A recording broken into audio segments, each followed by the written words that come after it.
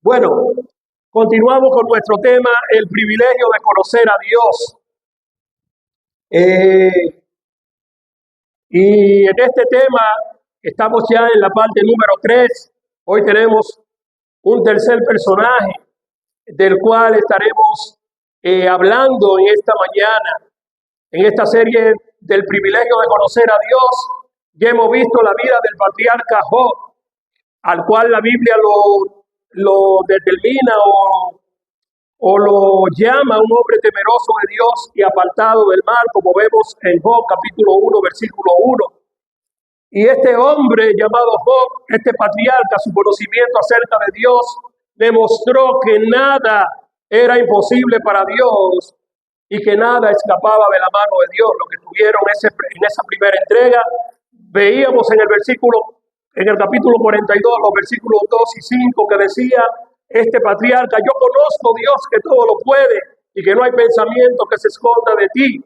De oídas te había oído, mas ahora mis ojos te ven.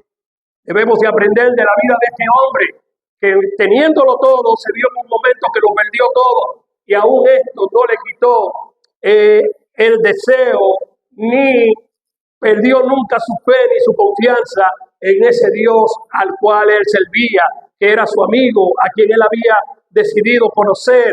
Por esa razón la Biblia le llama temeroso y un hombre apartado del mal.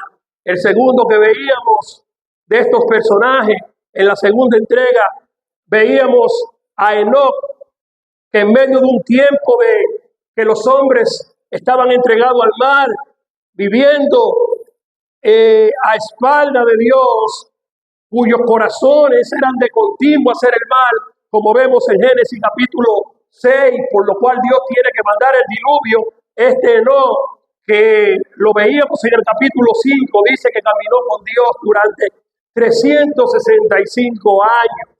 Y estos 365 años, este caminar y esta relación con su Dios fue tan especial que no solamente pudo tener una experiencia personal con Dios, de dar testimonio de que Dios era quien guiaba sus pasos, sino que pasó por esta tierra sin ver la muerte. Y su testimonio quedó grabado para todas las generaciones, demostrando así que vale la pena vivir en este mundo una vida que agrade y glorifique a Dios. Es lo que nosotros podemos sacar también de lección. Al igual que Job, aprender a temer a Dios y apartarnos del mal.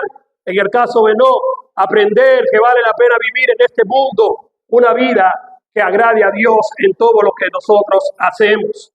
Sus días, dice Génesis 5, 23 y 24, que fueron 365 años, y caminó Enoc con Dios y desapareció porque Dios se lo llevó. El libro de Hebreos capítulo 11, hablando de este personaje, dice que por la fe este hombre fue traspuesto para no ver muerte y no fue hallado, porque Dios le traspuso, Dios le hizo desaparecer de esta tierra sin experimentar la muerte como los demás mortales.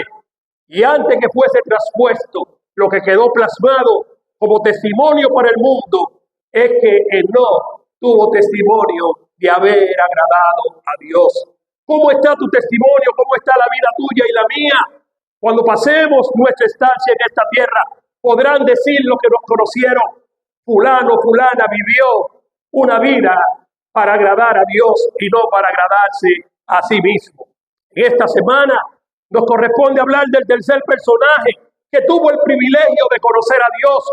Su nombre es Elías, a quien conocemos como el hombre de fuego, el profeta de fuego, el hombre de Dios, el varón de Dios, como le decían en su tiempo. Y lo primero que estaremos viendo, ¿quién era Elías? ¿De dónde procedía? Si notamos en el pasaje de la Escritura que acabamos de leer, en el primer libro de Reyes, capítulo 17, versículo 1, es interesante ver lo que dice este versículo, de dónde procedía Elías y quién era él. Y dice así el versículo 1 de el primer libro de Reyes, capítulo 17, dice: entonces Elías Tibita era de los moradores de Galat. Dijo acá: vive Jehová, Dios de Israel, en cuya presencia estoy, que no habrá lluvia ni rocío en este año, sino por mi palabra. Lo que acabamos de leer nos da a entender de dónde procedía este hombre llamado Elías, y vamos a conocer su procedencia y también lo que significaba su nombre. Es interesante reconocer acerca de este personaje que la Biblia, aunque no da gran referencia analógica o descriptiva de dónde procedía, de su nacimiento, desde pequeño, etcétera, etcétera.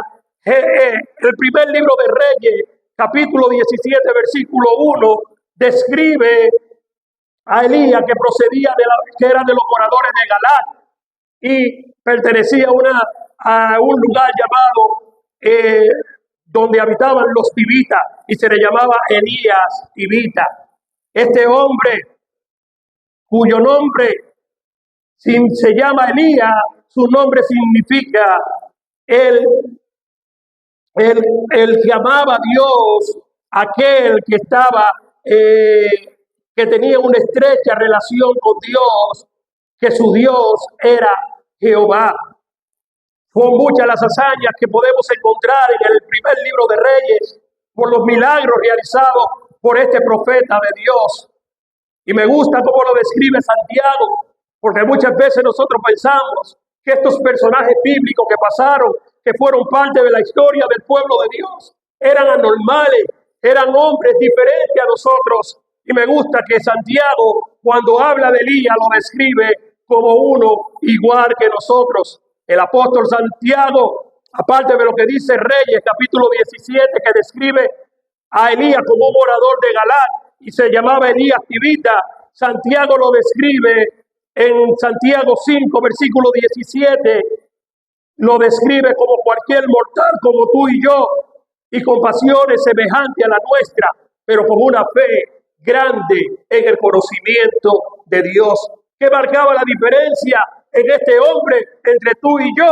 Que Elías tenía una fe grande, una fe puesta en el Dios que era su Salvador, el que le había traído a la tierra, en el que era su amigo. Y dice la palabra de Dios en Santiago 5:17, Elías era un hombre sujeto. Escucha bien, este personaje que se le conocía como el hombre de Dios, como el profeta de Dios, como el profeta de fuego.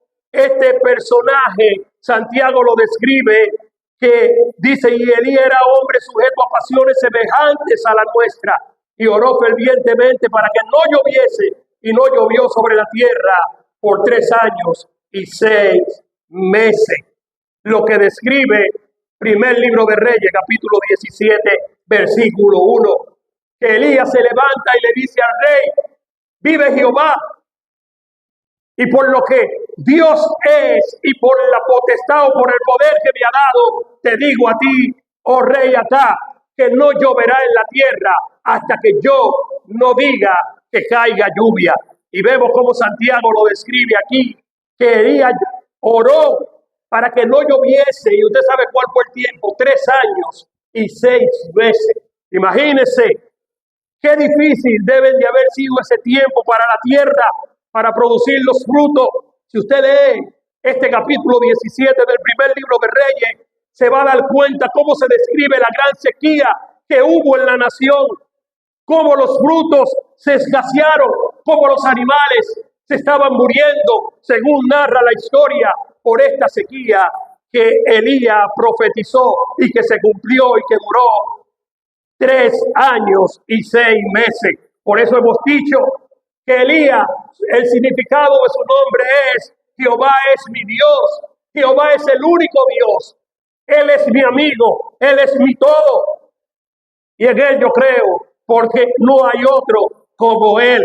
Y para que ustedes puedan entender el significado de este nombre y por qué Elías proclama o profetiza sobre la nación, la que era su nación, que no iba a llover durante 3 años y 6 meses, tenemos que conocer un poquito cuál era el contexto por lo que llevó a este profeta de Dios, a este hombre de Dios, a dictar estas palabras al rey que gobernaba en aquellos tiempos. Sin lugar a duda, quiero que entendamos cuando hablamos de Elías, de su procedencia y de por qué él dice que su nombre, o la historia le describe que su nombre significa el que amaba a Dios, o Jehová es mi Dios, único Dios. Cuando dice que el significado de su nombre es Jehová es mi Dios, es dando a conocer a todos los que buscaran o entendiesen quién era él, que él solamente tenía un Dios, que él solamente reconocía como Dios a Jehová, el creador de todas las cosas, a Yahvé, al creador del universo. Sin lugar a duda, este Elías del cual estamos hablando en esta mañana estaba siendo preparado por Dios para demostrar a todo Israel que Jehová era el único Dios verdadero. ¿Y por qué digo que estaba siendo preparado por Dios para demostrarle a todo Israel que Jehová era el único Dios verdadero? Porque nos vamos a dar cuenta que el contexto de esta historia, que el pueblo le había dado la espalda al Dios verdadero. Este pueblo que había sido rescatado por Dios, este pueblo que había sido libertado de la esclavitud, este pueblo que había visto la mano de Dios obrar a su favor, llegó a un punto que se habían olvidado de todo lo que Dios había hecho. Sus reyes se pervirtieron, sus reyes le dieron la espalda a Dios. Y tiene Dios que levantar en medio de este contexto un personaje. Entre en escena en primer libro de Reyes, capítulo 17. Por eso decía ahorita, la Biblia no toma mucho o no enfatiza mucho de dónde provenía Elías, de sus historias, de cuando era muchacho. No. Eso no es importante aquí. Lo importante es que Dios quería que nosotros conociésemos que en medio de la corrupción, que en medio del paganismo, que en medio de la idolatría, habían hombres que todavía decían, Jehová es el único Dios. Él es el verdadero, Él es el poderoso, y fuera de Él no hay Dios en la tierra. Pero tristemente la humanidad siempre ha querido hacerse dioses, siempre ha querido buscar algo más, cuando con Dios lo tenemos todo. Y este hombre estaba siendo preparado por Dios. El pueblo de Dios había quitado su mirada del Dios verdadero, se habían vuelto a servirle a dioses paganos, inducidos por sus reyes. Habían apartado su mirada del que le dio la vida, del que le hizo, del que le trajo a esta tierra, del que le había dado las oportunidades para ellos ser un pueblo dichoso en la tierra, un pueblo único, cuyo Dios era Jehová y que peleaba por ellos. Cuando vemos el contexto desde el capítulo 11 del primer libro de Reyes hasta el capítulo 16, después que Dios le había dicho a Salomón que le quitaría el reino por su desobediencia, este Salomón que hizo un templo maravilloso para Dios, un lugar precioso, porque sus manos no estaban manchadas de sangre como la de su padre David. Este Salomón que dijo, este lugar será puerta, casa de Dios y puerta del cielo, porque aquí, cuando el pueblo de Dios se humille, Dios escuchará su oración. Pero ese Salomón, que tenía tan buenas intenciones, llegó a un punto de su vida que desobedeció y se metió con mujeres paganas. Y para darte un número más o menos aproximado, eran alrededor de unas 700 mujeres de otras naciones, mujeres idólatras, que comenzaron a traer sus dioses, que comenzaron a traer su costumbre, siendo Salomón el rey de Israel. Y esas costumbres se fueron colando entre el pueblo, y el pueblo comenzó a fijarse en estos dioses falsos, en estos dioses paganos. Estos reyes, después de Salomón, comenzaron a reinar unos reyes que no temían a Jehová. Desde el capítulo 12, capítulo 13, capítulo 14, capítulo 15, Dios da una lista de reyes y cada uno de ellos tenía como denominador común que no respetaban a Dios, que no tenían temor de Dios, que vivían a espalda de Dios, que vivían para complacerse a sí mismos y habían quitado la adoración verdadera al único Dios verdadero y lo habían colocado una adoración a dioses paganos, a dioses falsos. Y lo que hacían estos reyes, todo lo que hacía era malo ante los ojos de Jehová. en el capítulo 16, cercano al pasaje que acabamos de leer, específicamente en los versículos 29 al 33 del capítulo 36, la palabra de Dios comienza diciendo que comenzó a reinar acá. Y acá, que se menciona en este capítulo 16, cuando analizamos desde el capítulo 11 hasta el capítulo 16, acá, si los que tuvieron desde el 15 hasta el 11 no sirvieron, acá servía menos que todo lo que le antecedieron. Y en medio de todo esto, Dios levanta a su profeta, Dios levanta a un hombre que enfrentara al rey, que se levantara con palabra de Dios, que no le tuviera miedo a las amenazas de los reyes, que no tuviera temor, porque este hombre entendía que cuando Dios está con nosotros, ¿quién contra nosotros? El profeta había entendido lo que dice el Salmo 27, Jehová es mi luz y mi salvación, ¿de quién temeré? Jehová es la fortaleza de mi vida, ¿de quién he de atemorizarme? Cuando tú y yo conocemos a Dios, no tenemos por qué temerle a Satanás, no tenemos por qué temerle al enemigo, porque no hay nadie más grande y más poderoso que nuestro Dios. Por eso el primer patriarca decía, yo conozco que tú todo lo puedes y que no hay nada que se escape de ti. Y esto que estaba pasando con el pueblo de Dios en el libro de Reyes, este paganismo, esta idolatría que era abominable ante los ojos de Dios, Dios no la iba a dejar pasar por alto. La palabra de Dios describe que cuando acá comenzó a reinar, versículo 29 al 33, dice que comenzó a reinar acá. Mueve tu Biblia allí, al capítulo 16, los versículos 29 al 36, al 33, para que vea que no te estoy hablando cosas que me le he inventado, sino lo que dice la palabra de Dios sobre este hombre. Comenzó a reinar acá, hijo de Onri, sobre Israel en el año 38 de Asa, rey de Judá. Y reinó acá, hijo de Onri, sobre Israel en Samaria, 22 años.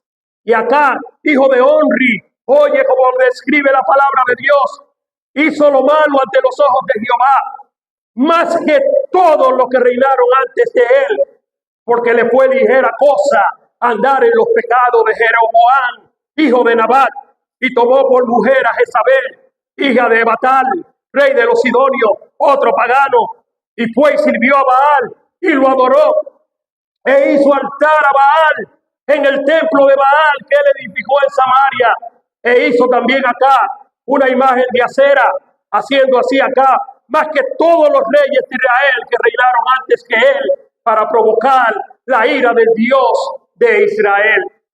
Qué perverso era este hombre acá, qué malévolo era un hombre que no tomaba en cuenta a Dios. Y para colmar esto, decide buscar una mujer pagana, una mujer idólatra llamada Jezabel. Y esta mujer sí era malvada. Si la dejó, que mandó a Job, siendo temeroso de Dios, a maldecir a Dios, decíamos que era una mujer mala, una mujer que no tenía temor de Dios. Esta de acá rompía todos los esquemas. Esta mujer llevó los ídolos a Israel, hizo que la nación, en vez de adorar a Dios, se postrara ante un Dios falso, ante un Dios que no era verdadero, llamado Baal. Y la palabra de Dios dice que esto encendió la ira de Dios. Por eso en el capítulo 17 tiene que levantarse Elías, incómodo, con celo de las cosas de Dios. Aquel cuyo nombre significaba Jehová es el único Dios, es mi Dios, tuvo que levantarse y decir, oye acá lo que te voy a decir, hasta que yo no diga no va a llover sobre la tierra, porque es lo menos que tú te mereces. Siendo rey y con todo el poder que tienes, gobierna sobre muchos, sobre todos los que te conocen. Yo te voy a demostrar que solamente hay un poderoso, que solamente hay un Dios, y no es Baal, y ese Dios es Jehová, Dios de los ejércitos. Esto provocar la ira de Dios. Todo aquel que es idólatra, todo aquel que quita su mirada del Dios verdadero y la pone en las imágenes, dígase ave, cuadrúpelo, como dice el libro de Romanos capítulo 1, desde el versículo 18 en adelante, que la ira de Dios se revela contra toda impiedad de los hombres. Porque los hombres que describe el libro de Romanos dice que quitaron la imagen del Dios visible por imagen de un Dios corruptible. Y comenzaron a adorar a los animales, comenzaron a hacer sus propios dioses, por lo cual la ira de Dios fue derramada. Y en medio de todo eso, Dios tiene que castigar a estos hombres malvados por su idolatría. Nunca quitemos nuestra mirada del Señor. Nunca apartemos nuestros ojos del Dios que merece gloria. Él es el único Dios. Él es nuestro Dios.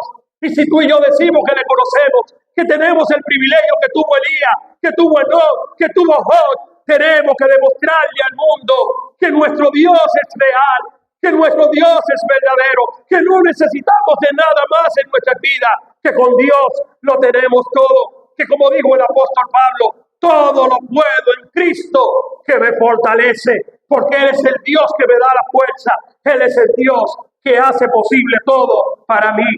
Este pueblo se había olvidado de lo que Dios había dicho en la ley, que si ellos quitaban su mirada de Él, iban a sufrir las consecuencias.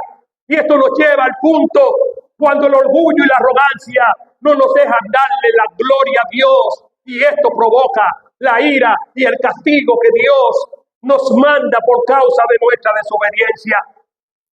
Este rey y su esposa se le fueron los humos a la cabeza. Jezabel era malvada y había reemplazado la adoración que se tributaba a Jehová hacia un Dios falso llamado Baal. Lamentablemente, el pueblo le siguió la corriente, ignorando lo que Dios le había dicho en la ley. Si vamos al libro de Deuteronomio, de Levítico, capítulo 26, cuando Dios hablaba a su pueblo a través de Moisés, en los versículos 18 y 19, Dios le dice a su pueblo lo siguiente: y si aún con estas cosas que ya yo le he mostrado, con todo lo que las proezas que he hecho delante de ustedes, si ustedes deciden no creerme, si ustedes deciden no oírme, yo volveré a castigarles 7 veces más por vuestros pecados. Ya Dios le había advertido al pueblo, y en esta advertencia Dios le dice a ellos: quebrantaré la soberbia de vuestro orgullo y haré vuestro cielo. Oigan bien, no era cosa nueva lo que Elías estaba profetizándole a este rey acá, porque ya Dios se lo había dicho en la ley a su pueblo: haré vuestro cielo como hierro, voy a endurecer los cielos, y vuestra tierra como bronce. La tierra no podrá producir fruto, la tierra se convertirá en árida, porque no habrá agua. Yo quitaré todo lo que hace que los alimentos se produzcan. Deuteronomio vuelve y repite las mismas palabras a través del siervo de Dios Moisés. Y en el capítulo 11, versículos 16 y 17 dice lo siguiente: Dios hablando con su pueblo: guardaos pues vuestro corazón, que no se infatué. No os apartéis ni sirváis a dioses ajenos. Dios no va con la idolatría. Y os inclinéis a ellos, y se enciende el furor de Jehová sobre vosotros, le dice Moisés. Y como resultado, por su desobediencia, le dice Moisés, Dios cierre los cielos y no haya lluvia, ni la tierra de su fruto, y perezcáis pronto de la buena tierra que Jehová os da. El pueblo ya tenía las advertencias claras, pero este pueblo, lamentablemente, como la iglesia de hoy día, somos un pueblo rebelde. Queremos hacer las cosas bajo nuestra arrogancia. Nos llenamos de orgullo. A veces creemos que no necesitamos leer la palabra de Dios. Y dicho sea de paso, aprovechemos para cambiar tu Biblia en este mes de septiembre, que se conoce como el mes de la Biblia, que ponen la Biblia a buenos precios. Y está bueno es tú tener una Biblia que dé pena. Cámbiala, busca una Biblia hermosa, que tú te deleites al abrirla, verla y la disfrutes, porque el contenido que en ella hay es palabra de vida, es palabra que cambia, es palabra que transforma. No sigamos en desobediencia, no nos dejemos llenar de orgullo como este pueblo, por lo cual Dios le había dicho, si ustedes apartan su oído, si ustedes no oyen mi voz, si ustedes se inclinan a otros dioses, yo voy a endurecer los cielos, voy a endurecer la tierra y la lluvia no caerán del cielo sobre esta tierra buena que yo le estoy ofreciendo a ustedes como pueblo. El que conoce a Dios sabe que Dios cumple su promesa y Elías estaba claro de todo esto. Elías lo sabía muy bien. Elías sabía que lo que Dios había dicho en la ley, si Dios lo había dicho era por algo. Por eso decía que Dios estaba preparando a este hombre para el momento oportuno, y el momento oportuno fue cuando comenzó a reinar acá. En medio del peor de todos los reyes, Dios levanta a Elías Tibita, al varón de Dios, como le decían, al profeta de fuego, al hombre de Dios temeroso, al igual que Job, a ese amigo de Dios que caminaba con Dios y creía en la promesa de Dios, que para Dios no había nada imposible. Cuando leemos los versículos del capítulo 17, los versículos 1 al 6, vamos a ver las consecuencias de la maldad y la depravación por la cual Acab y Jezabel habían muerto al pueblo de Dios. Y creo que esto fue el celo que Elías sentía por Dios, el conocimiento que tenía de su Dios. No lo iba a dejar tolerar toda esta idolatría, todo lo malo que estaba sucediendo. Él no podía quedarse callado. Por eso se pone de pie en el versículo 1 y le dice, acá lo enfrenta y se pone delante del rey y le dice, mira, aunque tú eres el rey, hoy te digo yo, porque vive Jehová y yo creo en él es mi Dios, que no volverá a caer tierra en la tierra hasta que yo lo diga. Y ya sabemos el tiempo que duró, porque Santiago dice que fueron 3 años y 6 meses que no cayó agua sobre la tierra. Su celo por las cosas de Dios y ver a su pueblo sumergido en la idolatría lo llevó a profetizar una sequía de 3 años y 6 meses. ¡Qué irónico! Resulta, porque Baal, al Dios a quien ellos habían puesto la mirada, ustedes saben lo que significa el nombre Baal para sus seguidores. Baal significaba el Dios de la lluvia. Eso da risa. Y Dios, que es el Dios verdadero, sabe que su pueblo le ha dado la espalda, que el pueblo está sumergido en la idolatría. Y Dios tenía a su gallito preparado ahí llamado Elías. Y Elías va y se para delante del rey y le dice, ustedes creen en Baal, que él es el Dios de la lluvia.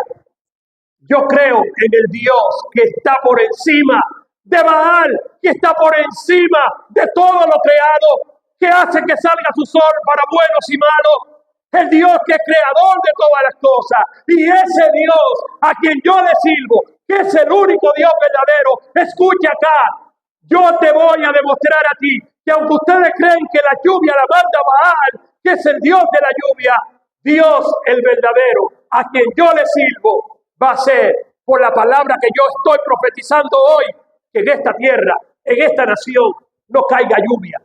Y vamos a ser castigados por 3 años y 6 meses. ¡Wow! Por eso yo admiro a mi Dios, porque para mi Dios nada hay imposible. Y cuando los hombres creen que se están robando el show, cuando los hombres creemos que ya no necesitamos de Dios, Dios dice, quieto ahí, yo te voy a demostrar quién soy yo. Y cuando nosotros tratamos de apartar la mirada de Dios, comienza a salirnos todo mal.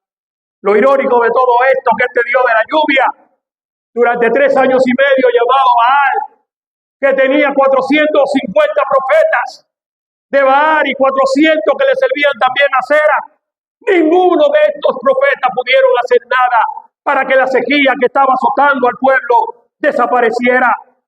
La lluvia cesaron sobre la tierra. La palabra de Dios dicha por Elías se cumplieron.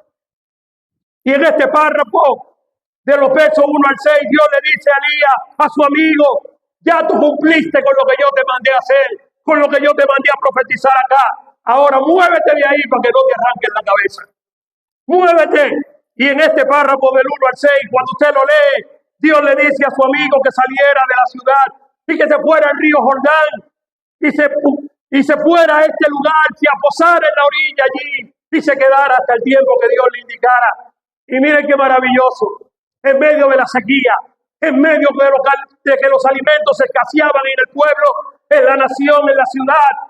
Ustedes saben a quién puso Dios para alimentar a su siervo, a los cuervos. Dios pone a los cuervos que alimenten a Elías. Esto usted lo encuentra, no me lo estoy inventando, en el capítulo 17, los versículos 1 a 7. Y estos cuervos, tú sabes lo que hacían, que lo acabamos de leer. En el capítulo 17 dice que por la mañana le llevaban pan y carne a Elías.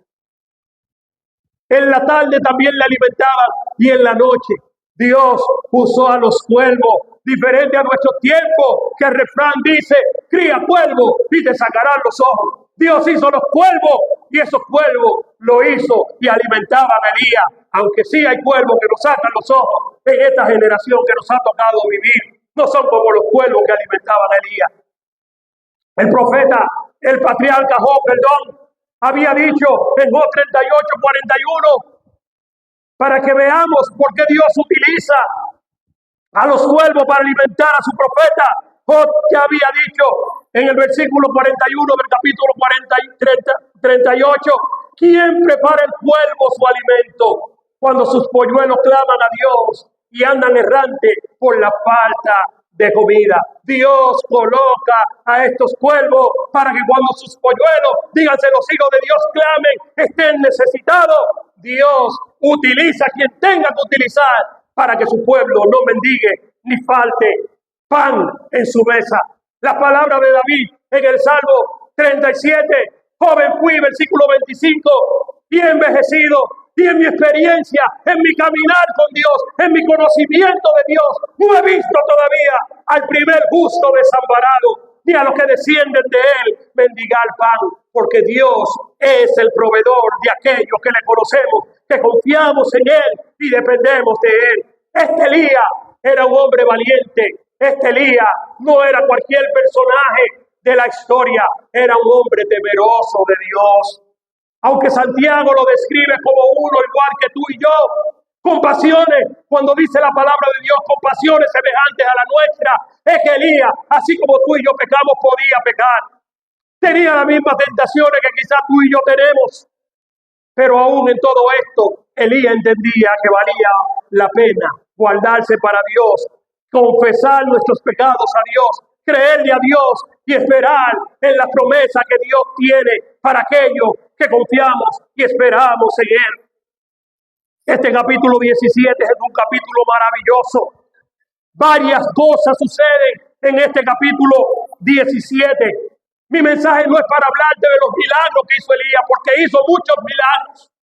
Hizo grandes hazañas en el nombre de Dios. ¿Sabe por qué lo hizo? Porque él decía, Jehová es mi Dios. Su nombre significaba, Jehová es mi Dios, el único Dios verdadero, a quien debemos de creer, en quien debemos de confiar.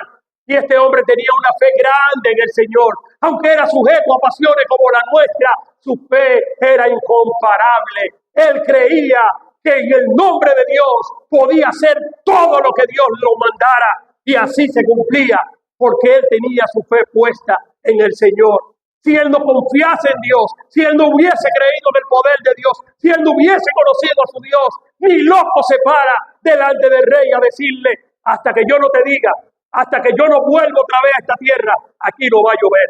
El rey tenía la potestad de matarle ahí mismo. Y Elías no le importó eso, porque él sabía que era mayor el que estaba con él que el rey que gobernaba la nación en aquellos tiempos. ¿Sabe qué significa esto? Que el temor de Dios, el verdadero amor, echa fuera el temor. Y tú sabes que tú y yo tenemos el verdadero amor derramado en nuestros corazones, el amor de Dios. Y si conociéramos a Dios, debiéramos de ser más valientes, debiéramos de confiar más, debiéramos de aprender a esperar más en ese Dios que todo hace posible, en ese Dios que se describe en el Salmo 46 como nuestro amparo, nuestra fortaleza. Lo recitamos bien, pero a la hora de vivirlo, de practicarlo, nosotros dudamos de que Dios, en medio de la crisis, en medio de las dificultades, Él será un amparo para mí, Él será mi socorro, Él será mi ayuda cuando yo clame y clame con fe. Por eso Jesucristo, cuando hablaba con los discípulos, le dijo a ellos, si ustedes tuvieran solamente fe como un granito de mostaza, le pudieran decir a este monte, trasládate de aquí para allá, métete en el mar, y el monte lo haría. Pero ustedes son hombres de poca fe. Parecido a la iglesia de este tiempo, que decimos que tenemos fe en Dios. Y como siempre utilizo esta palabra en mis prédicas, cuando la piña se nos pone agria, nosotros en vez de confiar más en el Señor, comenzamos a negar a Dios. Comenzamos a decir, Dios se cogió conmigo. ¿Por qué me están pasando tantas cosas malas? ¿Por qué no me resulta bien la vida? No nos resulta bien porque nosotros, en vez de poner nuestra mirada en el Señor, como dice Hebreos capítulo 12, versículo 1, puesto los ojos en Jesús, después de ver una nube tan grande de hombres que dieron su vida por el Señor, una tan gran nube de testigos, pongamos la mirada en Jesús, el autor y consumador de nuestra fe, aquel que para él no existe la palabra imposible. Los versículos 7 al 24 continúan en este capítulo 17, para que tú lo leas en la casa. Se cuenta la historia de su paso de Elías sobre la tierra, su paso sobre Serepta. Allí encontramos el encuentro de Elías con una viuda que en medio de la sequía y el hambre que azotaba al pueblo, pudo ver el milagro de Dios para con ella y su familia. ¿Sabes qué?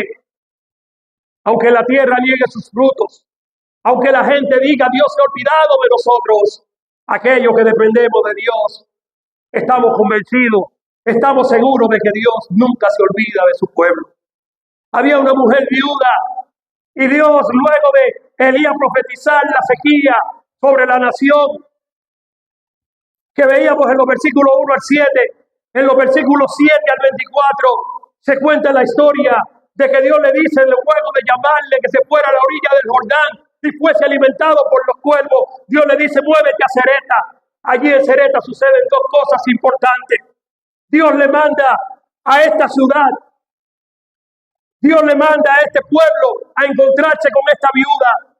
Y fue un encuentro maravilloso. Te invito a que leas esta historia porque te va a conmover, te va a llenar de admiración de ver cómo Dios, en medio de la crisis, en medio de una mujer que ya estaba esperando consumir lo poco que le quedaba en la casa para morirse, ella y su hijo, fue probada por Dios en su fe y ella pasó la prueba.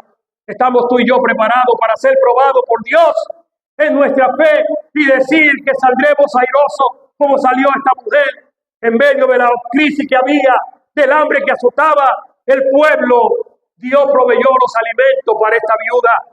Y no solamente proveyó los alimentos, después que Dios produjo, hizo que esta mujer, el poquito de harina que tenía y el aceite que tenía allí, cociera pan. Y Elías le dice, oye, del pan que vas a hacer, sírveme a mí primero. Esta mujer estaba preparando lo último que le quedaba para ella y su hijo. Y el profeta, el hombre de Dios, le dice, oye, lo que tú tienes, ella le dice, mira, nada más me queda un poquito de harina y un poquito de aceite. Entonces Elías le dice, oye, ven, prepáralo, pero tráeme a mí primero. Esta mujer, si fuera dominicana, hubiera mandado a Elías para el otro lado. Pero esta mujer reconoció que este hombre era de Dios, que era el profeta de Dios, que este hombre no había llegado allí por mera casualidad. Dios le había enviado. En medio de la crisis que estaba pasando esta viuda, se enferma su hijo y muere. Usted sabe que fue la segunda cosa que pasó. No solamente Dios le da el alimento que esta mujer necesitaba y nunca se escaseó, dice la palabra de Dios, que no se le escaseó el alimento a esta mujer. Se le muere el hijo. Después de Elías estar compartiendo con ella. Usted sabe que Dios mostró y manifestó su poder y Elías resucitó a este muchacho. Este hombre tenía tanto confianza en Dios, tanto poder, confiaba tanto en el poder de Dios, que fue uno de los pocos que tuvo la oportunidad de resucitar a alguien después que había muerto. Elías, el profeta de Dios, el hombre de Dios. Por eso Lucas, al hablar de esta historia que te invito a leer desde los versículos 7 al 24 del primer libro de Reyes, capítulo 17, dice Lucas refiriéndose a esta historia en Lucas 4, 25 al 26. Y en verdad os digo que muchas viudas había en Israel en los días de Elías. Escucha bien para que tú veas cómo actúa Dios, que no es como la gente quiere. No es que Dios va a donde todo el que cree que Dios quiere está obligado a ir donde Él. Como dice el apóstol Pablo, Él tiene misericordia de quien quiere tener misericordia. Y dice Lucas, hablando de esta historia, que había muchas viudas en Israel, pero no a todas ellas se dirigió Elías. Cuando el cielo fue cerrado por 3 años y 6 meses, hubo una gran hambre en toda la tierra, dice Lucas. Pero a ninguna de ellas fue enviado Elías, sino a una viuda de Serepta, de Sidón. Y a esta mujer Dios le hizo el milagro.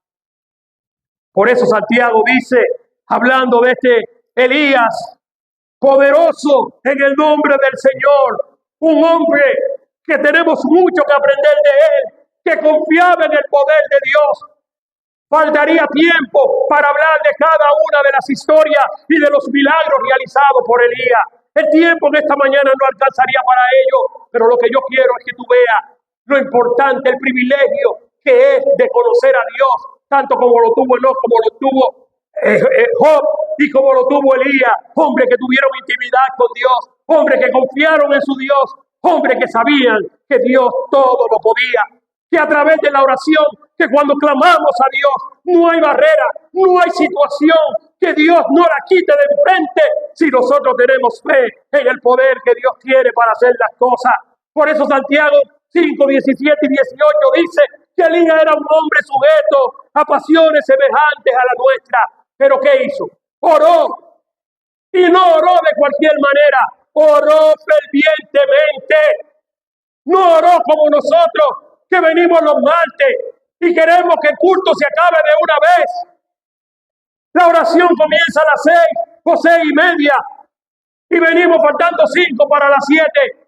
Venimos a las 7:30 y dije que vinimos al culto de oración. Venga desde temprano, venga a doblar su rodilla, vengamos, postrémonos, humillémonos delante del Señor, aprendamos lo que dice Santiago del profeta Elías, que oró fervientemente. No tenemos que orar para que no llueva, pero sí tenemos que orar para que nuestros familiares se conviertan al Señor. Sí tenemos que orar para que el Señor aliviane la carga que quizás muchos de nosotros estamos llevando, que quizás hemos perdido la fe, que hemos perdido la confianza. Necesitamos orar más, no orar relámpago, no orar corriendo, no orar cuando me acuerdo. Es el constante en la oración, es orar sin cesar, como dice Tesalonicenses 5:17. Y Elías, dice Santiago, que oró para que no lloviera, y por 3 años y 6 meses no cayó lluvia. Y otra vez oró, y lo que él le dijo a Acab, cuando yo diga, va a llover en el nombre del Señor. Y dice Santiago, y otra vez oró, y el cielo dio lluvia, y la tierra produjo su fruto. Se acabó la sequía, se acabó la escasez. ¿Por qué? Porque Dios estaba ahí. Había un hombre de Dios, había un hombre que le creía a Dios, y había un hombre que quería demostrarle a un pueblo que había puesto su mirada a los ídolos, que el único Dios que era poderoso y que hacía las cosas cuando Él entiende que debe de hacerlas, y en el tiempo de Él y en su voluntad sucede todo. El pueblo tenía que experimentarlo y tenía que reconocer que cuando alguien se pone a disposición de Dios, Dios hace maravilla en ese hombre que pone su fe y su confianza en Él. Paso al final de la vida de Elías. ¿Cómo fue su final? Es interesante todo lo que sucede en el capítulo 18. En este capítulo 18, Dios le dice a Elías, ve a presentarte nuevamente delante de Acab. Y aquí es donde vamos a ver lo que se cumple, lo que Santiago acaba de decirlo en el versículo 18. Y otra vez oró, y la lluvia cayó sobre la tierra, y la tierra produjo su fruto.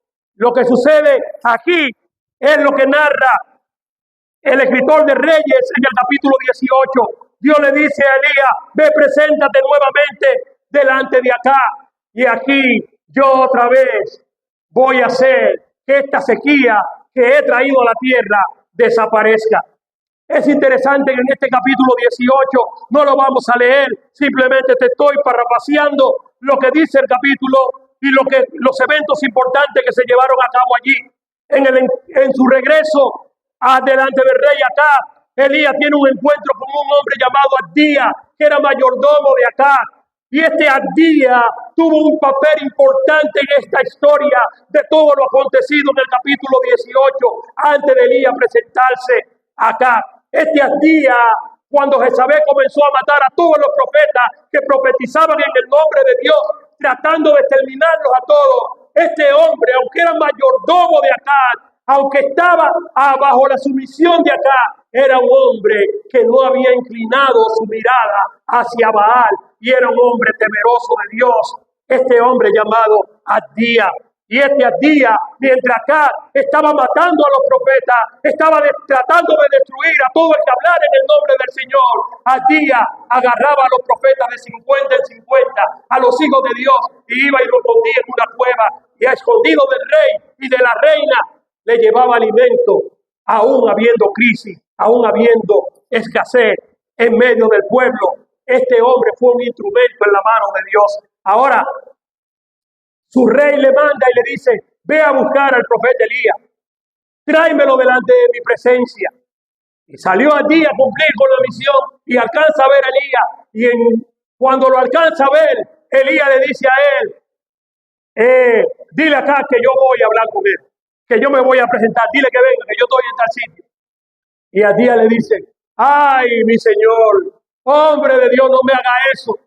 ¿Tú crees que yo no he escuchado todo lo que tú has hecho? Que cada vez que te mandan a buscar, tú pides fuego del cielo, por eso le decían el profeta de fuego. Y el rey mandó como 3 grupos a que apresaran a Elías, que lo agarraran, que lo buscaran hasta debajo de la piedra. Porque este hombre le dijo al rey, lo enfrentó, le dijo, aquí no va a llover hasta que yo lo diga. Y el rey quería buscarlo, lo estaba buscando como la sopa. Y este Abdías le dice, no me haga eso. Si yo voy delante del rey y le digo, aquí está Elías, cuando vengan a buscarte, tú vas a desaparecer, el Espíritu de Dios te va a hacer desaparecer y va a pasar como las otras ocasiones. Y Elías le dice, Abdías, tranquilo, fue Dios que me envió, yo no voy a huir, yo me voy a presentar delante de acá.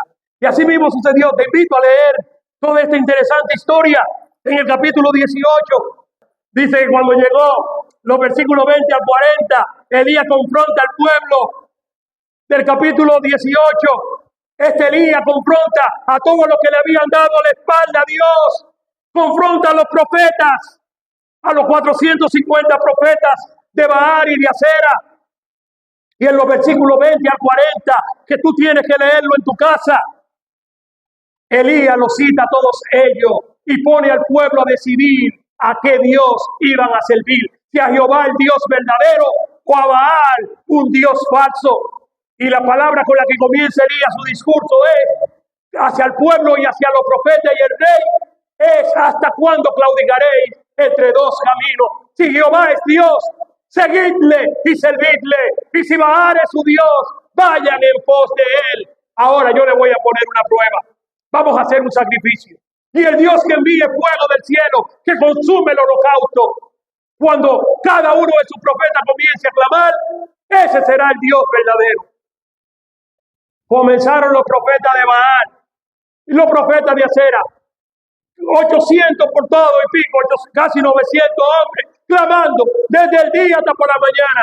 Usted sabe que estaba haciendo Elías, gozando ese espectáculo, riéndose de estos falsos profetas, riéndose de todos estos paganos, porque Elías estaba convencido, él sabía quién era su Dios, y él sabía que solamente había un Dios verdadero.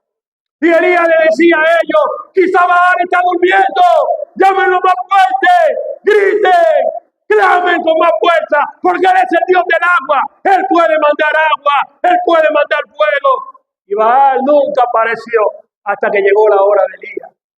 Y dice que Elías se levantó su voz al cielo, los versículos 36 al 40, cuando llegó la hora de ofrecer el holocausto. Miren lo que hace Elías. Se acercó el profeta Elías y dijo, Jehová, Dios de Abraham, de Isaac, de Israel, sea manifiesto que tú eres el único Dios en Israel. y que yo soy tu siervo que te conozco y que por mandato tuyo he hecho todo lo que tú me has mandado a hacer y te he obedecido porque yo creo en ti, yo te conozco, tengo el privilegio de ser tu hijo, tengo el privilegio de saber el poder que tienes, de que tú todo lo puedes y que nada escapa de tus manos. Ahora, Jehová, respóndeme, Jehová, para que este pueblo oye cuál era el propósito por lo cual Dios había levantado a Elías, para que este pueblo conozca que tú, oh Jehová, eres el Dios y que tú vuelves el corazón de ellos. Y en un abrir y cerrar de ojos cayó fuego de Jehová y consumió el holocausto, quemó la leña, la piedra y el polvo, y aún lamió el agua, porque aunque los profetas de Baal habían puesto su altar sin agua, Elías dijo, échenle agua al mío, inúndenlo, para que ustedes vean que al Dios que yo le sirvo es el único poderoso y es el gran yo soy. Y aún lamió el agua que estaba en la zanja, y viéndolo todo el pueblo se postraron, cumplida la profecía de Dios, cumplida la palabra del profeta Elías, se postraron y dijeron, Jehová es el Dios, Jehová es el Dios verdadero. Entonces Elías dijo, prendan a los profetas de Baal, esos sinvergüenza, mátenlo a todos, que no escape ninguno, arránquenle la cabeza. Y así sucedió. Los versículos 41 y 46 del capítulo 18, Dios envía la lluvia, se cumple. Después de esta gran hazaña de matar a todos estos profetas, lo degolló a cada uno de ellos porque eran falsos. El temor humano se apoderó del hombre de Dios. Porque así somos nosotros los humanos. Los versículos 41 al 46, después de ver las grandes hazañas que hace este profeta de Dios, este hombre que confiaba plenamente en Dios, estos versículos como si pusieran una nota discordante en medio de la historia.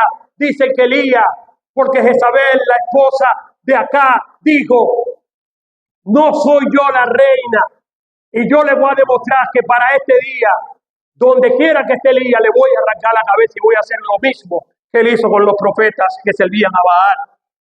Y el temor se apoderó del corazón de Elías, como se apodera el temor de nosotros que vemos la mano de Dios proveyéndonos todos los días. No nos pasa un día. La palabra del salmista de David, no he visto justo desamparado ni su descendencia que bendiga pan. Un día amanecemos y vemos que no hay nada en nuestra casa, que no tenemos el alimento y nos olvidamos de la promesa de Dios. Vemos que nuestro hijo se enferma, un familiar se enferma y nosotros nos estamos volviendo locos porque nos hemos olvidado de orar, nos hemos olvidado que Dios tiene un propósito aún con las enfermedades, con las cosas adversas que nos pasan. Y en medio de la crisis, en vez de nosotros volvernos a Dios, nos dejamos llenar de temor y nos escondemos, nos ocultamos, hacemos como Adán y Eva en el huerto, que tiene Dios que comenzar a buscarlo, a vocearlo, ¿dónde te has metido? Porque ya no queremos congregarnos, ya yo no quiero ir a la iglesia, porque mi familiar está enfermo y Dios no ha escuchado mi oración. Pero ¿cómo va a escuchar tu oración si tú no oras fervientemente? Oraste un día y ya te cansaste. Te botaron del trabajo. Pero ¿cómo no te van a botar del trabajo si de lo que Dios te daba tú no sacabas ni 10 pesos para dárselo al Señor? Eres infiel, eras falto al Señor. Te olvidabas de que tienes una Biblia de 66 libros que hay que leerlo todos los días, que hay que orar todos los días. Y cuando llega la crisis, el temor se apodera de ti, porque no tienes fundamento bíblico, no tienes palabra de Dios que fluya de ti, no te puedes acordar de que Dios es tu amparo, de que Jehová es que te libra en el momento de la aflicción, de lo que dice el Salmo 40, clama a mí que yo te voy a responder, pacientemente espera en mí. Nos olvidamos de la promesa de Dios. Y el final de Elías, aunque salió huyéndole a Jezabel, Dios le dijo, Elías se metió en una cueva. Es lo que nos narran en estos versículos del 41 al 46. En el capítulo 19, vemos cómo el temor humano se apodera de este siervo de Dios. Y quiero dejarte 3 cosas que aprendí de lo que pasaba con Elías en este capítulo 19. Porque tú y yo también podemos pasar por la misma situación. Podemos estar sirviéndole fervientemente en la obra de Dios, pero llega un momento en el que nosotros pensamos que lo que estamos haciendo, lo estamos haciendo porque somos buenos, porque somos importantes, porque no hay nadie más que pueda hacer lo que yo hago en la iglesia. Y eso es mentira del diablo, hermano. Que nunca el ego, que nunca el orgullo se apodere de nosotros de tal manera que nos haga creer que es por nuestra fuerza. Lo que tú y yo hacemos en el Señor, lo hacemos por Él. Lo hacemos porque Él quiere que lo hagamos. Porque Él ha visto utilidad en ti y en mí. Porque Él no tuvo por tierra ponernos en el ministerio. Y mientras estemos en la tierra y hagamos su voluntad, Él va usando. Pero cuando se acabe nuestra estancia en la tierra, por más pegados que estemos de Él, cuando llegue nuestra hora, tendremos que partir. Y otros vendrán y harán quizás mejor lo que tú y yo hemos estado haciendo durante todos estos años. Quizás Dios le usará con más poder. Quizás harán el doble de lo que tú y yo estamos haciendo, porque en la vida de Elías sucedió lo mismo. En el capítulo 19 vemos que Dios le llama. Dios tiene que sacarle de la cueva donde estaba escondido. Y le dice, sal de allí, yo tengo todavía tarea para ti. Tiene que ungir a Eliseo. Tiene que ungir el nuevo rey, porque ya yo me harté de acá. Y ya no va a seguir ahí. Él va a morir, lo van a lamer los perros. Él va a desaparecer. Y yo he levantado otro nuevo rey. Pero a ti, que eres mi siervo, no he terminado contigo, Elías. Pero cuando tú te vayas, te voy a demostrar que las palabras que salieron de tu labio, como le dice Elías en el capítulo 19, Señor, el vivo celo que tenía por tu causa, me llevó a esconderme porque Jezabel estaba matando a tus profetas y solamente quedé yo. Entre ellos, Dios tiene que decirle a Elías, no, mi hijo, no. Nunca creas que tú eres la última Coca-Cola, como Dios te lo dice a ti y a mí en este día, iglesia. No creas que tú y yo somos los únicos. Dios tiene más gente que tú y yo. Dios tiene pueblo en todo consuelo que pueden hacer más cosas que las que tú y yo hacemos. Y Dios le dice a Elías, levántate, ve, úngeme a Eliseo, úngeme el nuevo rey. Eliseo hizo el doble de todos los milagros que Elías hizo. Siguió el trabajo que Elías había comenzado. Dios se llevó a Elías en un carro de fuego, eso lo vemos en el capítulo 2. Y las lecciones que aprendí de todo esto fue que por más cerca que nos sintamos de Dios, basado en lo que dice el capítulo 19, nunca pensemos que somos los únicos a quienes Dios puede usar. Él tiene pueblo en todo lugar. Número 2, por más acorralados que estemos, iglesia, por más acorralados que nos sintamos, cuando hacemos lo que hacemos, ya cumplimos nuestra parte. Luego vendrán otros y cumplirán su misión también. Y cuidado, si esos que vienen después de ti y de mí hagan el doble de lo que tú y yo hicimos. Dios nos ha llamado a cumplir una tarea. Y en esta tarea nosotros tenemos que ser obedientes, porque si somos desobedientes, Dios nos quitará de en medio y pondrá otro que lo haga. Por más acorralados que estemos, nunca nos olvidemos de que Dios nunca deja solo a sus hijos. Cuanto más cuando tú y yo tenemos el privilegio de servirle. Aquellos que tenemos el privilegio de conocerle, de servirle, de estar en su camino. Cuando le conocemos, entendemos que Dios nunca desampara a los que esperan en Él. Por eso podemos decir, Dios es mi amparo, Dios es mi fortaleza, Dios es mi pronto auxilio en los momentos de dificultad. Dios tuvo que enseñarle en este capítulo 19 a Elías, yo soy el Dios que todo lo puede. Yo nunca te he dejado solo, Elías. Y es verdad, el temor humano se ha apoderado de ti y le tuviste miedo a una mujer. Pero yo no he apartado mi poder de ti. Sal de esa cueva y sigue haciendo a lo que yo te llamé. Dios nunca te va a dejar solo en la tarea a la cual te ha llamado. En el capítulo 2 del segundo libro de Reyes, Dios decide llevarse a su siervo, a su amigo, sin ver la muerte como se llevó a Enoc. Qué privilegio tuvo también Elías, con la diferencia de que se lo llevó en un carro de fuego. Y su testimonio sigue demostrando a todos los vivientes que conocer a Dios es el mejor bien, es lo más grande que nos puede pasar a cada uno de nosotros los mortales. Iglesia amada, metámonos con Dios, busquemos conocerle, metámonos con su palabra, aprendamos de Él, confiemos en sus promesas, que son fieles y son verdaderas. Y recuerda esto, Dios nunca deja solo a aquellos que están de su lado, y mucho más a aquellos que le siguen y le conocen. Inclina tu rostro y pidamos a nuestro pastor que pase por acá para concluir este tiempo.